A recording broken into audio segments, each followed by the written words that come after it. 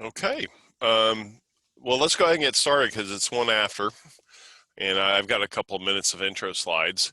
Um, Hello, everybody. My name is Mike Masterson. I'm one of the automation specialists out of the Houston office, and today we're going over Plant PAX 5.0. Our presenter today is Justin Ryan, one of the process solution consultants out of the Houston office. And backing them up today, we have Brian McKeska, myself, and Jesse Harvey, and actually more than that, who will be taking any questions you guys might have. Feel free to type them as you go. This call will be recorded. Just want to make everyone aware. All right, next slide. I want to go over some upcoming events we have. Our next users group we'll be going over condition monitoring. That will be on Thursday, October 22nd. Then the next Tech Talks we're doing, the next couple will focus on some of our Encompass partners. The first one being Softing, who will be going over some of their cards and probably data networking testing tools. And we're also going to have SciTech, the makers of Excel Reporter, which is a very, very nice reporting software that works well with the Rockwell control systems. Then on October 28th, we'll be looking at the new release of the VersaView 6300 set of displays and computers that Rockwell is rolling out. And now, more importantly, next slide, Justin. I want to let everyone know Automation Fair at home is the Automation Fair this year. It'll be happening over November 16th through the 20th. This will be a totally online event. Registration is free. Registration has not opened. It will open sometime this month. I did check first thing this morning. It's not open as of right now, but we will make you fully aware when it is open so you can register as soon as possible. There'll be all sorts of events and labs there also. Now, just to make you aware, I was going over some of the facts today.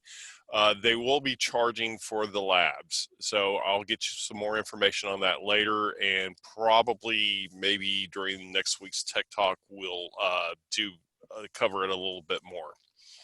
And with that, I will hand it over to Justin Ryan, who will be going over Plant PAX 5.0. All right, thanks, Mike. I appreciate it. Just a quick audio check. You can hear me okay? Yes. Okay. All right. Again, welcome everyone.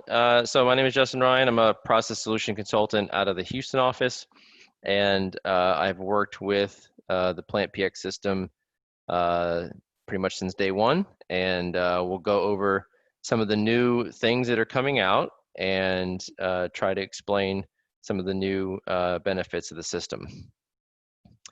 So as we look at a traditional DCS and a modern DCS, this has been part of our messaging for a while now, that this is indeed a modern DCS. So the high performance aspect keeps that PLC-like speed in the system, and also allows me to apply the system site-wide.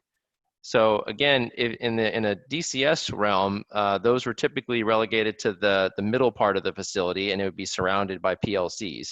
Well, now using a PLC-like device in the Logix controller, I can have both the speed gains from it, as well as applying the technology across the entire site and using one technology.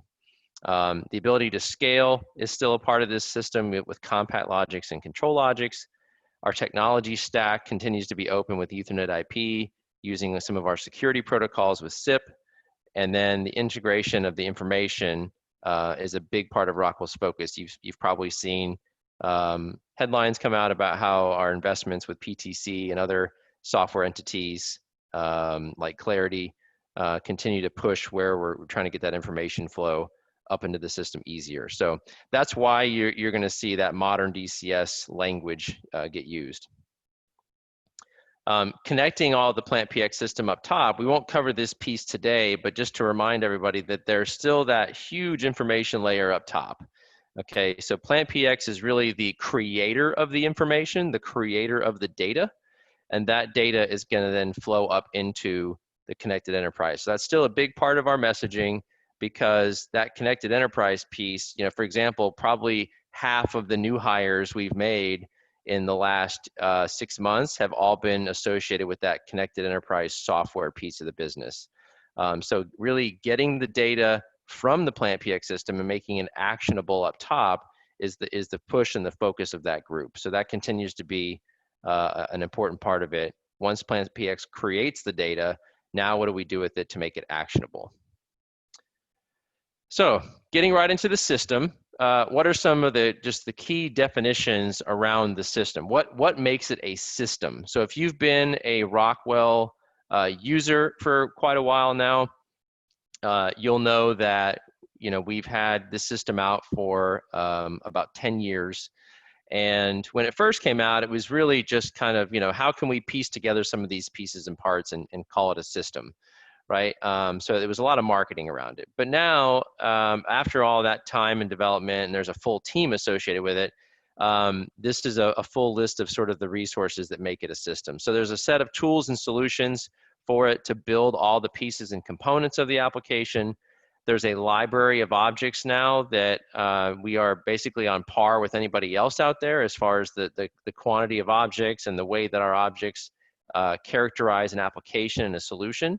And now you'll see as we get later into this presentation that now that library is even embedded in the new controllers. Reference architecture. So when you're building these systems, you want to know how to go from a blank piece of paper to a system as quickly as possible, and not have to sort of invent it as you go along.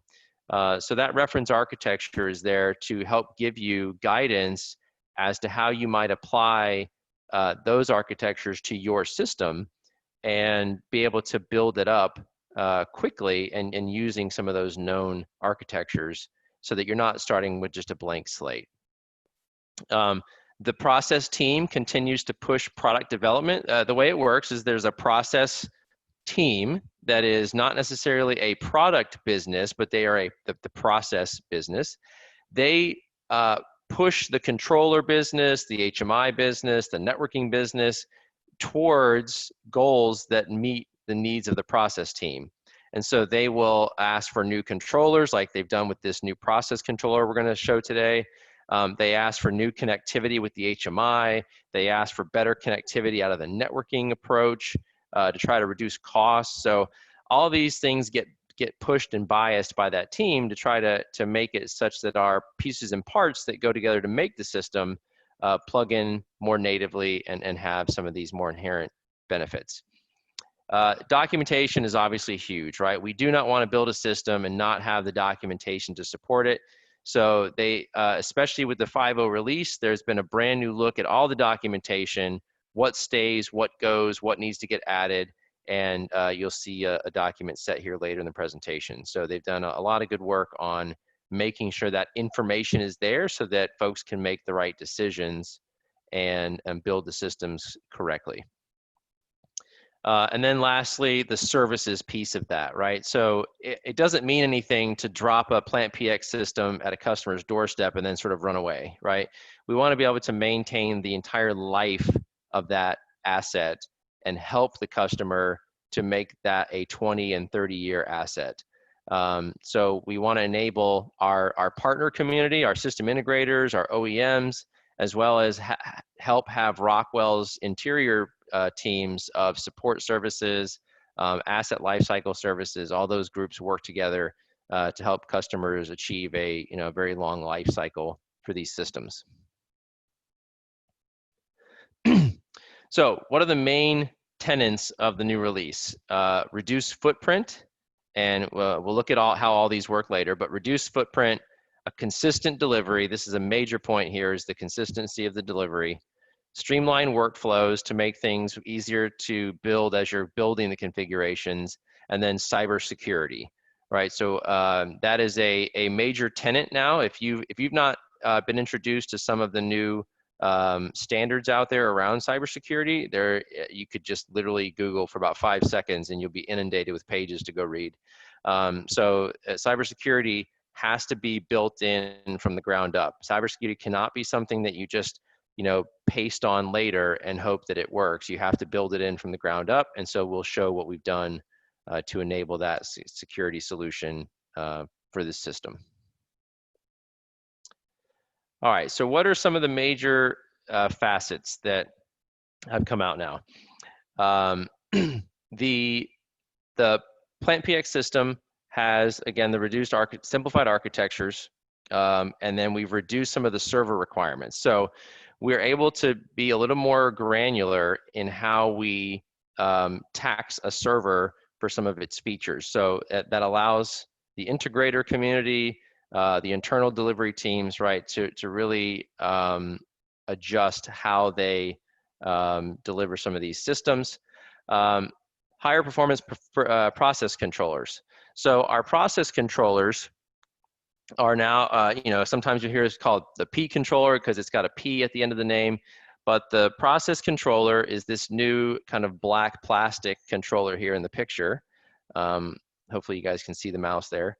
So with that new process controller, this is a similar vein to what we did, for example, with like safety controllers and motion controllers and all these things. So we have now made it so that you can do a process application more quickly utilizing this P controller or process controller because it has the instructions now natively built into it in firmware. And so those new controllers are coming out in September, hopefully by the end of the month with the 5.0 release of the software, and we'll get into some of that later. So embedded process objects, like we talked about, we'll show that. Alarms are now inside those objects and can be configured from the objects. New automatic hardware diagnostics. This is a very exciting piece, and we'll show you how those diagnostics flow up into the system. The IEC 62443 cybersecurity certification. So within the standard, you have part 3-3, and that defines how a systematic security can be configured for the system, and we use that guidance to create that certificate for the PlantPX system. So you can use that to build a cyber secure approach for your application, and then build it out from there. There's improved HART capabilities now, so we'll talk about that. A new ownership, arbitration, and organization function. So now you can actually associate pieces of equipment with other pieces of equipment and share permissives, the start-stop logic, alarm logic. Those will now automatically flow between those pieces of equipment rather than having to build logic to do that for you. We'll look at some of the new embedded libraries as well for auditing e-signatures for industries that need that. And then there's also now full Unicode support for language switching for when you have different character sets in the language that you need to use. That's when that Unicode comes into play. All right, so let's look at some of these more closely. All right, so the process controller, so you know that we have the L8 family of controllers out there. Those came out about 4 years ago. But now there is this process variant. And if you can see closely, there's a P at the end. So it stands for L83, E for Ethernet, and P for process. So again, similar to where there'd be an M for motion or an S for safety, there's a P for process. So these process controllers have both ControlLogix and CompatLogix catalogs. So it's available in both of those flavors. You have an out-of-the-box experience where the application is already constructed for you following the PlantPX guideline. There's also instructions that are natively now built into there. So instead of having to take a process job, download the process library, and then install all the AOIs and objects into the controller, those are already there now as native objects. Now you can still, what's important is you can still run both, okay? So you can still run both the downloaded library and you can run the new built-in library, the firmware library, at the same time. The process estimator will allow you to do both and size both. And obviously, this really helps customers that want to migrate. So say you're on a Plant PX 2.0 or a Plant PX 3.0 job, and you want to migrate to release 5, then you could use this controller and migrate to release 5. Or you could even use the old standard controller, migrate to 5, make sure you like how it's working, and then later when you get more time and budget and energy, you could switch to the P controller and take the advantages of that. So with the speed improvements. So you know, a lot of different ways to tackle this, but it's going to give customers the flexibility to deploy this how they want, and is supported in both families.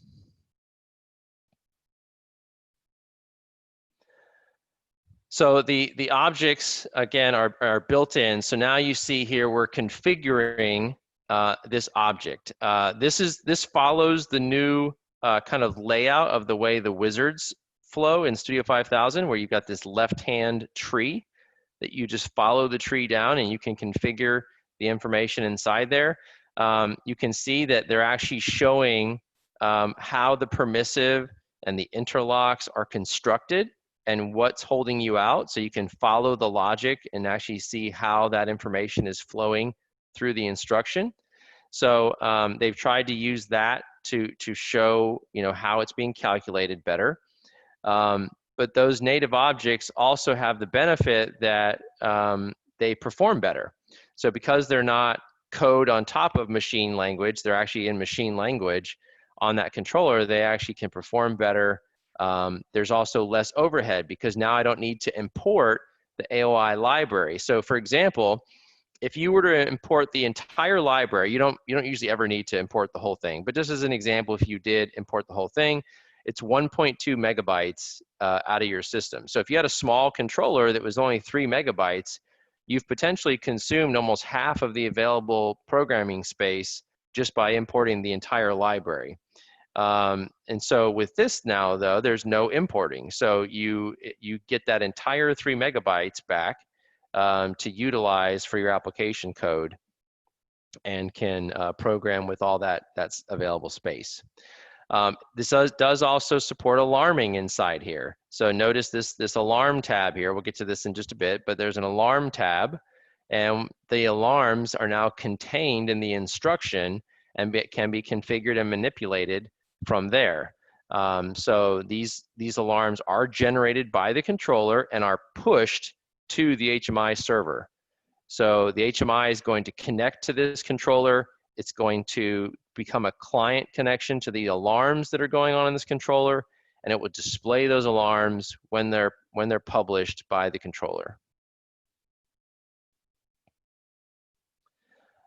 Again, with these diagrams, right?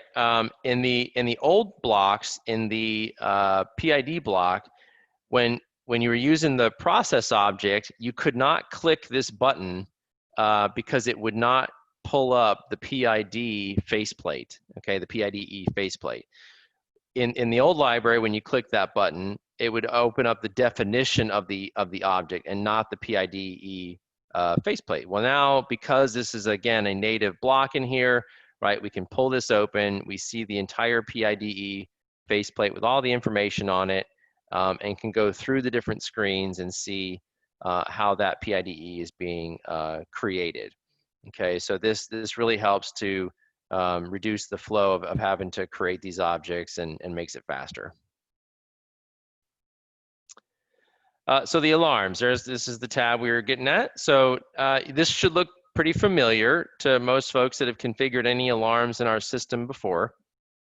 So now the alarm is built into the controller, and when you check these boxes, now again, this will change based upon the type of alarm block that you're sitting in, okay? So obviously if it's a discrete, you know, you won't have the analog pieces of this, but you notice that we're inside of an AI object. So a process object that's an analog input. It happens to be called FI0921, right? So it's a flow indicator instrument that we've got here. And they've got a high alarm set for this item, and then they can set any delays and what the item time should be. and then they can put it into a class and a group, and then also offer a command for it. So again, these will now turn on and toggle just simply by enabling them here in the system. So now I don't have to jump back and forth to view to do anything with my alarms, because these are all predefined and I can create them and use them or not. These are scanned today at a half-second scan. There will be some adjustments in the future to allow more scan time changes, but right now they're all on a constant half-second update to the alarms. So like we mentioned, dual library support. So you can, in fact, continue to use all of the AOI libraries that are available today in the 4.x library. This is just the minor rev here, the X. So you can continue to use both. And so it should be very simple to migrate an application. This is what it would look like in 4.1. And of course, it's the same block here in 5.0. And so, it looks like we have the same object here that I can put in, right? For this, so this would allow customers to migrate without much headache, and you can give them the option to sort of, at any time do a nice, easy migration and upgrade the software and the different pieces. Okay. On the instruction usage, so one of the pieces that they really wanted to push with the new process controller was, we call it guardrails, right? I don't think that's like an official name. It's just sort of a good way to think about it, is how do we put up information to the client or the user to know when they're pushing the system too far, okay? So if you're the engineer and you're doing the initial design of the system, you have all the information in front of you. You know how many I/O, you know how many workstations, you know how many historian tags. You have a good picture in your mind of what this system looks like, right? But fast forward a year and you're the end user, and now you're asked to keep this thing alive and keep it maintained well and do right by the system, but you don't have all that data in front of you, right? Well, so this is another metric that we've introduced called the instruction usage. And it'll give you a chart or table here showing exactly which instructions were used and at what rates they were used at, okay? Because this correlates directly with what sort of capacity we have built into each of these controllers. So if you're gonna select, for example, an L81P, right, or an L83P or an L85P, that's gonna give you different capacity of instructions that you can hold in that application. So, it begs the question of, well, how do I know, right? How do I know where I am and how close I am to the limit? So this new instruction usage looks across all the applications that are in there, all the tasks, and gives you a nice summary of where you're at so that we can help the customer understand where they are before you overload a task and potentially use too many control strategies. This is also used to validate a system when it's deployed. So you remember one of the bullet points we talked about was to really enforce a better, more correct deployments of these systems, right? One of the ways to do that is to validate using this tool that you did not exceed the limits of the system when you deployed it. So this way the integrator, Rockwell's internal group, even an OEM that's doing some skid-based work, right? They could all check to make sure they were delivering and deploying this system within the guidelines by using this tool. So this will end up being something pretty important to us, as we continue to move forward. So this is just more metrics that we've added into the system to help people know where they are in the design. When you also use the new process controller, one of the things it'll do is it'll automatically create this tasking model. So this was always available. It was a sample application that was in the folder structure. When you downloaded the library, one of the items in the folder was an ACD file that was constructed in the same manner and had this kind of fast, normal, slow task model. And now this just creates that automatically. and you'll notice there's no continuous task. For those that don't know what that means, so a continuous task, by its name, runs continuously, and the periodic task would interrupt it, go do some function, and then come back and give control back to the continuous. So the continuous was always kind of churning and burning up CPU time, potentially when it wasn't needed. So this uses all periodic tasks and sets it up for you. And of course, the customer can tweak this depending on what they're doing. But this allows them to build their structure following the PlanPX recommendation, which frankly wasn't done a whole lot because it wasn't the way people were used to doing it. So they've gone to this model, and it should help to kind of reinforce that that's the way we want to lay these systems out. All right, so this is an exciting feature, and I've got another slide on it later too. So automatic diagnostics. Today, let's say a channel fault occurs, okay? So you have an IO card sitting there, and you get some kind of fault on the IO card. Today, you might see a light blinking on the processor. The IO light might be blinking on the processor. But realistically, who's staring at the processors all day, right? Nobody's looking at the processor. It's behind a closed door. You can't see it. It's off in some room someplace, right? So nobody sees the IO light. And maybe that particular piece of IO hasn't been called for in this particular application. Maybe it's on a sensor that's not used, or it's on a door that's not used, or something else.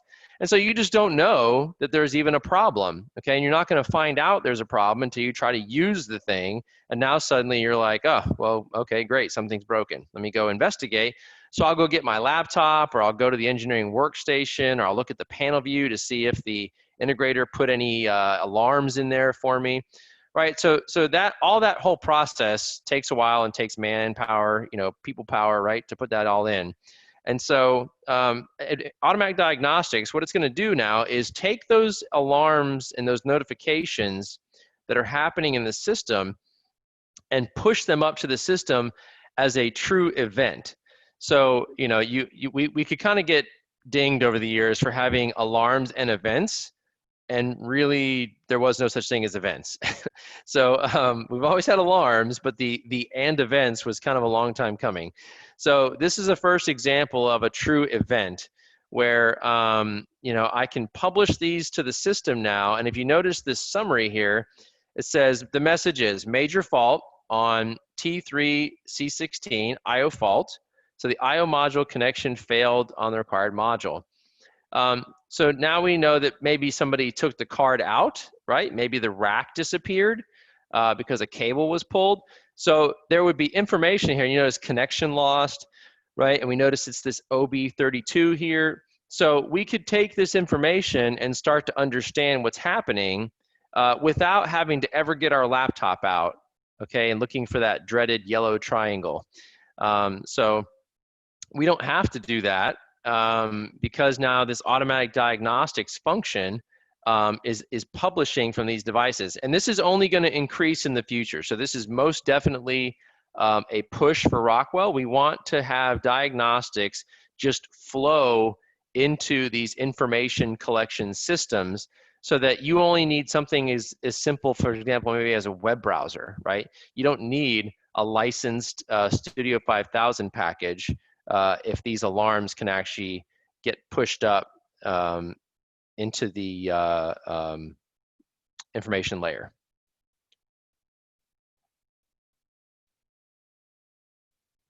And then back to that arbitration model that we talked about. When I implement this arbitration model, I can actually group together related pieces of equipment.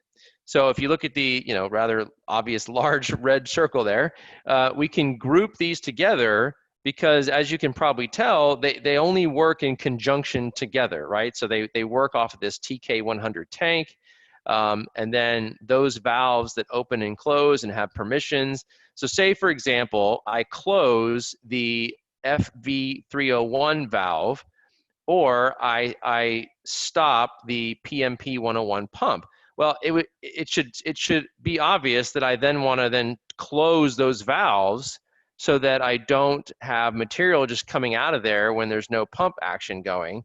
Okay, so I can have those modes of operation go back into all of those linked pieces of equipment. So I can have grouped alarms, the physical statuses can be replicated, and those groups also affect ownership. So who owns those devices? What's the command for those devices, right?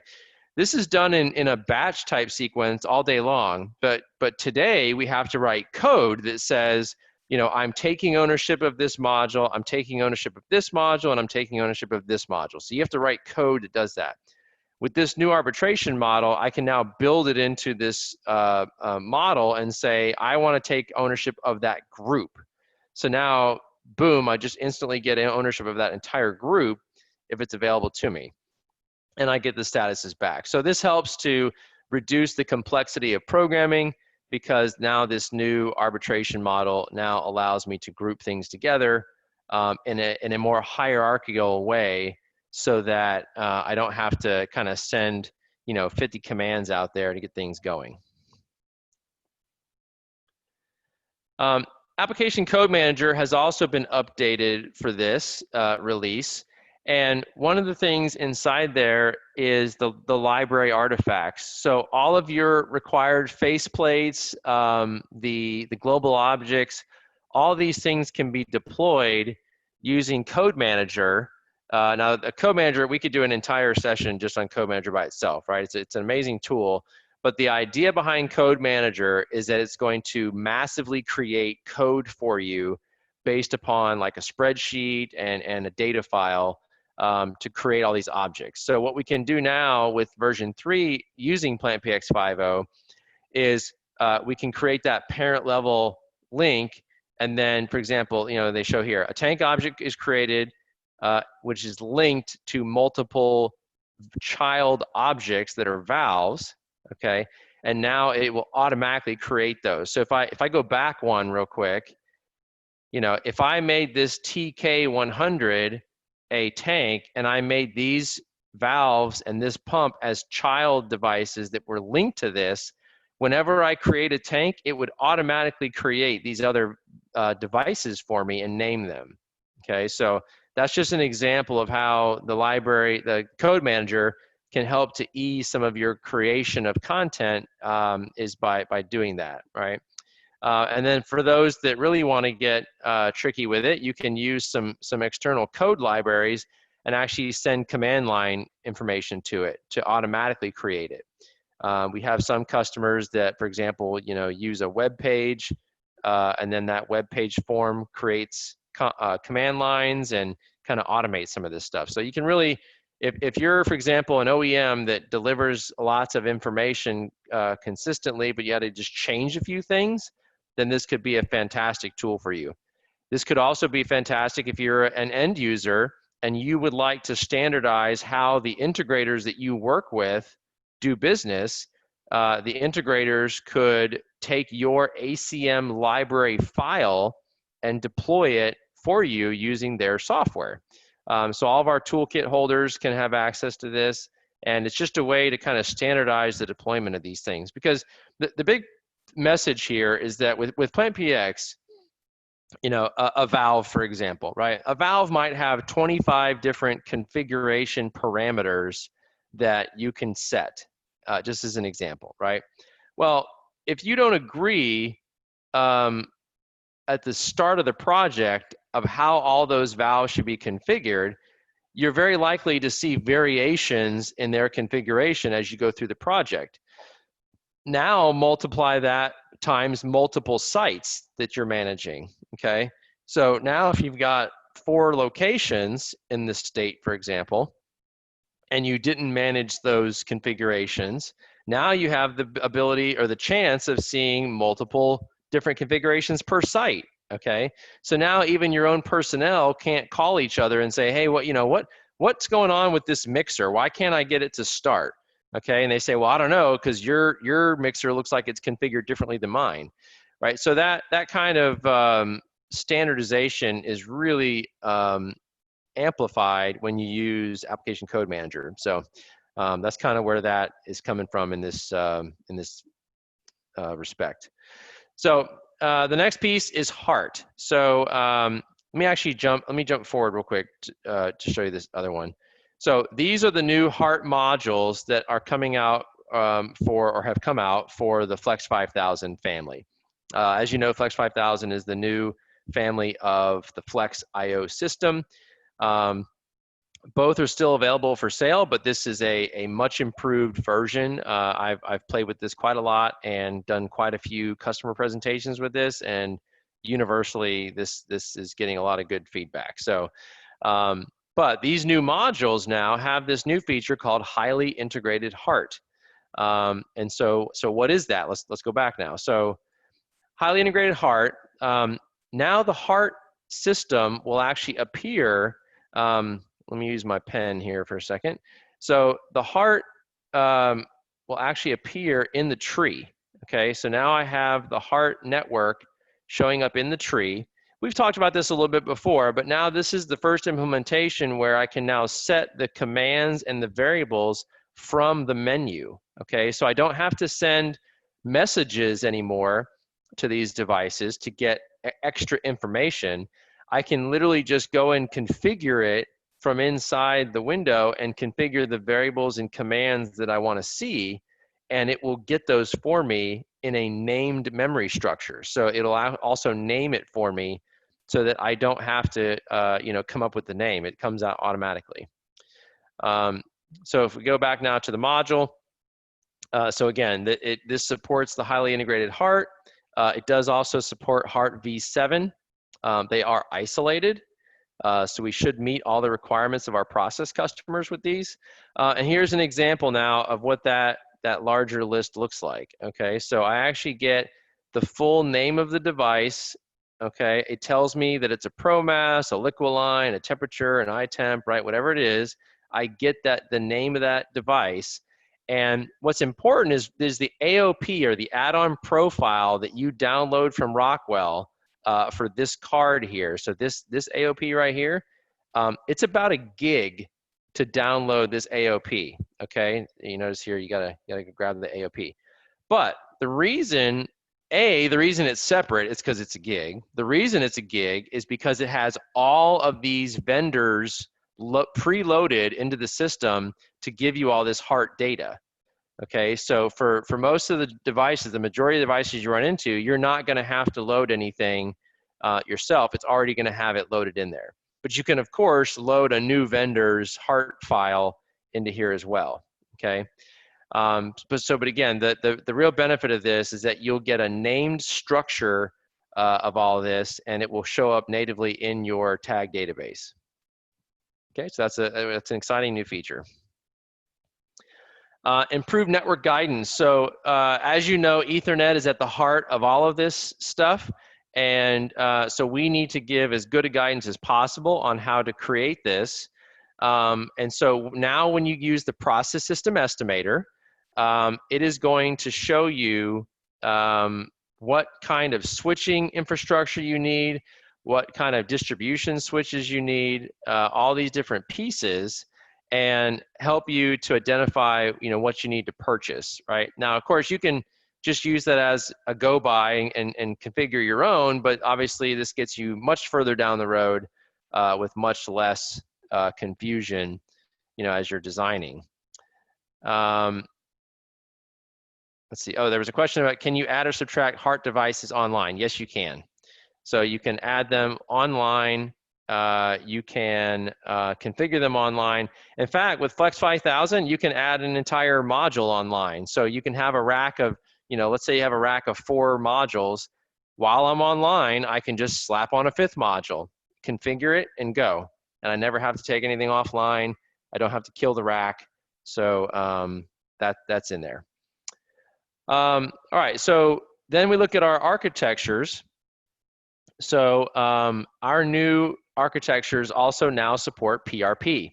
So with PRP, that is the Parallel Redundancy Protocol. If you kind of look closely, you can see there's an A LAN and a B LAN here. So that A LAN creates an A connection to all the devices, okay, this kind of purple leg here. And then the B LAN creates a B connection to all the devices as they go down. So now I have redundant connections, but in a star topology versus DLR, which is our ring topology that we've had for a while now. So this is a ring here, right? This little guy here is a ring. So I can mix and match these depending on what layer I'm dealing with, and that gives me more functionality. Okay, so that is supported now in here. We also now have added support for the Cisco 9300, which is this top end switch. So that would be like your distribution switch, right, or your core. Depending on the size of your network. So that would be that new core switch. And we're working also in the future on the 9500. So that's kind of where we sit on that today. The process controllers will have redundancy available when PlantPX 5.0 releases. So that will be available in version 33. It uses the exact same RM2 modules that you're used to today, so that you could do a drop-in replacement of an L7 based system. One quick note though is that the Ethernet port today is disabled on the L8s when you put it into redundancy. So you still need the same I/O configuration you've had before, because today at least this is disabled. That is not. It is planned to have that open back up in the future, because that's obviously gig, and we want to get at that. But this is the release. This is the first release today. Is this configuration, and it uses the same RM2 modules. Another big key is that the memory is now going to be effectively doubled. So you're going to have double the memory of old redundancy systems compared to before, right? So before, it was always known that if you had an L7 or L6 or L5 and you wanted to put in redundancy, you had to have half the space taken up by redundancy. Well, that's no longer the case with an L8. They don't have that same limitation. And we're seeing, while the L8s are just smoking fast in a simplex configuration, in the redundancy configuration, because these RMs are still there, we do still take a hit on processing speed. So the resulting difference between an L7 pair and an L8 pair is that you'll have double the memory, but probably only about 10% more speed, rather than the literally 3 to 4x speed you get with simplex. But it is at least the same or better to about 10%. So that is going to be supported with V33. And then again, these process instructions come off the shelf, right? They're built in and native in the system. This will help to standardize all the naming conventions. Another really cool part and facet of this is that when I name something in the system today, that name will actually propagate up into the HMI.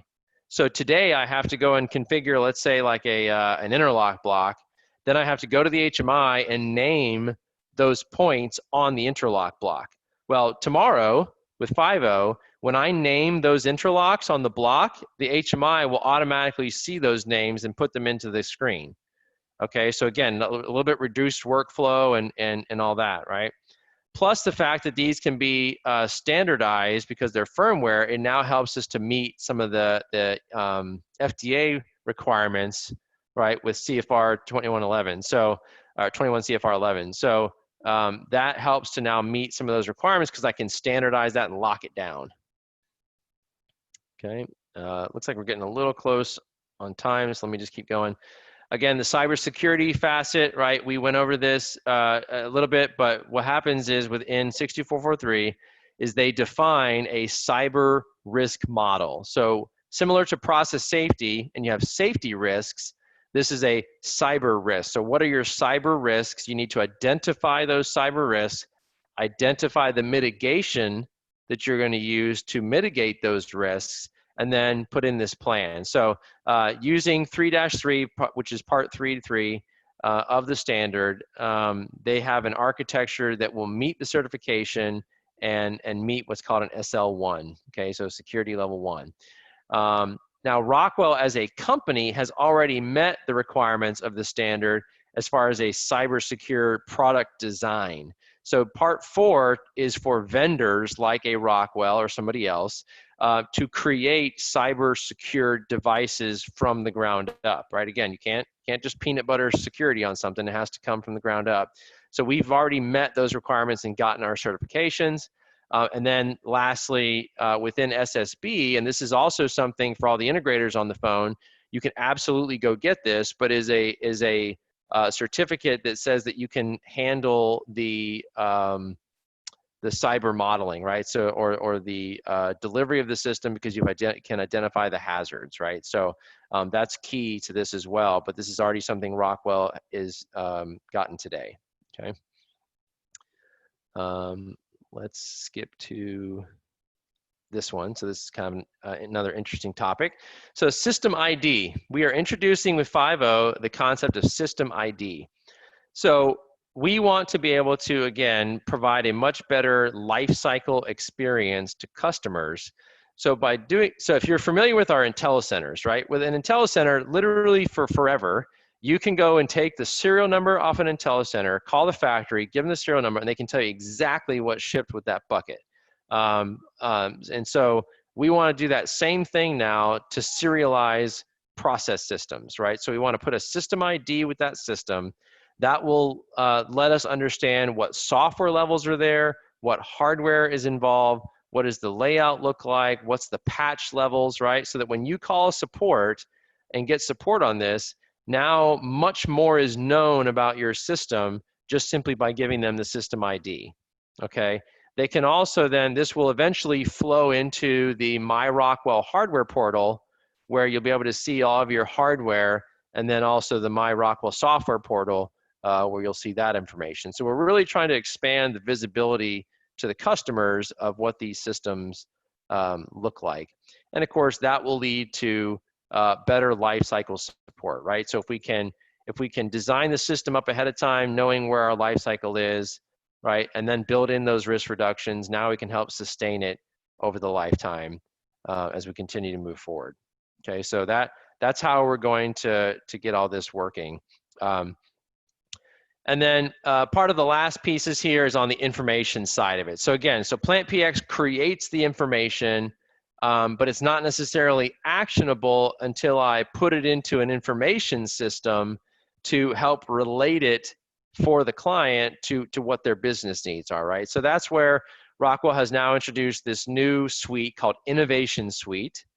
And Innovation Suite is the culmination of all these products under the hood to give the customer a better experience with all of their data, their information data.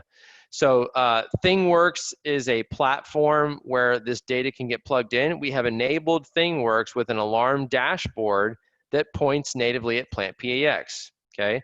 We've also gone and put in the process strategy templates into ThingWorx. So ThingWorx now natively knows what the process strategies are that were defined in PlantPAX and can show them in the system and define them. We've also gone to Vuforia, which is the augmented reality piece of this, right? I can take that augmented reality, tie that natively to a process strategy, and now display that graphically for a customer. And all of this is already built. Now, obviously, you need to license these pieces because you're choosing to use them. But we have already built the structure under the hood to support that. And then we get into analytics. So we talked about the diagnostics that will flow up into the system. So this is just another example of where these diagnostics can flow, is into the analytics for devices device.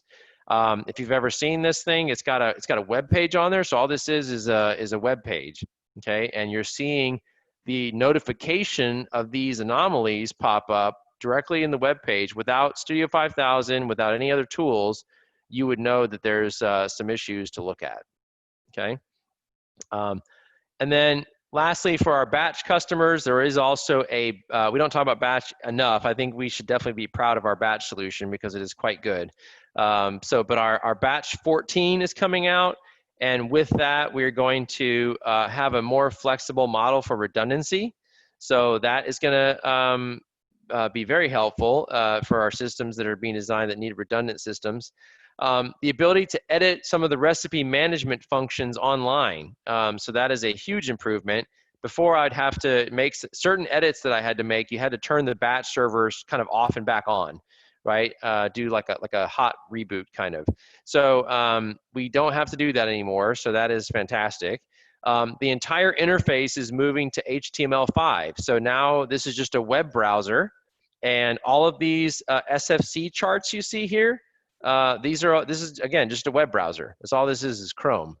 So I can now natively build these in, as well as some of the permissions and the acceptances with passwords and things right into this browser. So we're really trying to push that batch experience into the browser so that I could just take a tablet into the field and interact with the batch system by standing next to the reactor with a tablet in my hand and doing it that way. And then lastly, for those that are into, I know we have some integrators here in the territory that do a lot of SAP integration for their clients. We have an API now, an application interface that will allow you to integrate at the enterprise layer with batch. So if batch needs to pull some information out of SAP or push information, that API is now there to give a little more native feel to it. So, all right, so with that, let's see what other questions we have. We've got a couple, Justin. Okay. Specifically, we got a question on high availability HART for 1756 IO. What time frame, or are we pursuing it? Yes, so that should be in the next cards. I don't know if that is just a firmware piece. I think I need to look into that more Okay. because I don't know if it's a firmware only piece or not, but I was pretty sure that the latest 56 HART modules did support HART 7, so we should be able to do that, but it should be just a firmware piece. Okay, and the next thing is SIL 2 certification for the Flex 5000 modules. Oh, okay, yeah. So yes, so the Flex 5000 does have safety modules. And so they're colored red to indicate that they're safety. So there today is a digital in, digital out, and relay module for safety. And I think in the spring is the latest date that I saw. In the spring, they're releasing, spring 2021, they're releasing the analog in, analog out, and I think another universal module for safety. So yes, there are more modules coming out for safety for Flex 5000, and they're actually SIL 3 certified depending on the wiring configuration. So you're gonna see more architectures come out, helping customers to understand how a SIL 2 architecture and a SIL 3 architecture would look when those modules release. I'm actually working on that with the product manager. So you will see that come out. But yes, you absolutely will be able to do either a SIL 2 PLD or SIL 3 PLE configuration with these. But there may be some restrictions on kind of the wiring for it. Just it depends. So that you'll see that information for sure come out when those modules release. Okay, and we've got one other inquiry concerning the safety application library, or I guess the AOI. Okay, so AOIs for safety. Yeah. Yeah. So today, if you're doing process safety today, it is an L7 gray controller, regular L7, with an add-on instruction. But the add-on instruction is only there to validate the network. It doesn't the AOI is actually not used to sort of validate the IO. It's just there to validate the network connection to the IO. The IO itself needs to have its own SIL certification, right? So we do that, but because the 1715 modules do that. But in the future, we are not going to do any application-based safety. We're going to do all sort of red devices, red controllers, red IO modules, and we're going to give you the IO types that you need. So I would say that's still probably 2 years out from going fully away from application SIL. So that application SIL will still stick around as is today, but it will only be the L7 with 1715. As we move forward, it'll be the red guard controllers, and we're looking to make those guard controllers redundant. So that's a huge, sort of piece that we're shooting for. And then there'll be red IO to go with that to build both SIL 2 solutions and SIL 3, so, and SIL 1 obviously as well, but those will be both. And then Dean says, looks like you have a built-in configurable delay for the alarm debounce. Yep, so that it's scanned every half a second, Dean, but you can put a debounce in there natively. I didn't show a digital one, but it's a similar screen. Is FTView SE moving to HTML5 also in V5? So with View SE, what's it called? Viewpoint? Yeah. Yes. Viewpoint, sorry. So yes, Viewpoint is HTML5 compatible, so it will absolutely still support that. I think what you're going to see though is we're going to continue to drive more towards the HTML5 on native clients in the future. So today though, we're still sticking with the thin client idea. So Thin Manager is like your most flexible choice for that, and we also have some Thin Manager architectures defined in 5.0.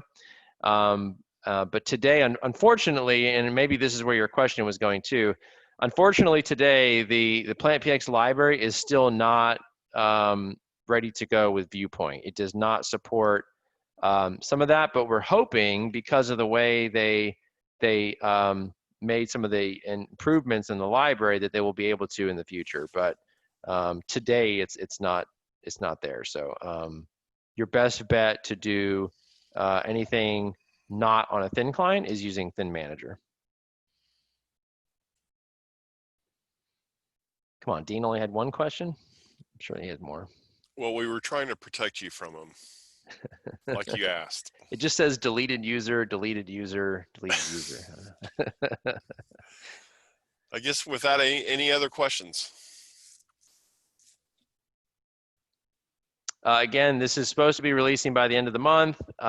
If you are an integrator on the phone and you would like to get into the process integrator program, you can certainly get on that program. There's a lot of great training available on how to deploy these systems. I will say, I've been involved in all these deployments over the years, and 5.0 I think is one of the better jobs that the marketing team did to roll out this training for everybody. So I'm quite happy with the quality of the training. So I would definitely recommend, if any of the integrators out there want to get their company into the process integrator program, where you kind of commit to have resources for trained people and also the delivery model and everything, then please talk to your TRC and Rockwell reps and inquire about it, because we have quite a good program going. All right, looks like we're right at 11. Perfect. Okay, and Robert Sammons, I will talk to you directly. So. All right, thanks everybody. Thanks.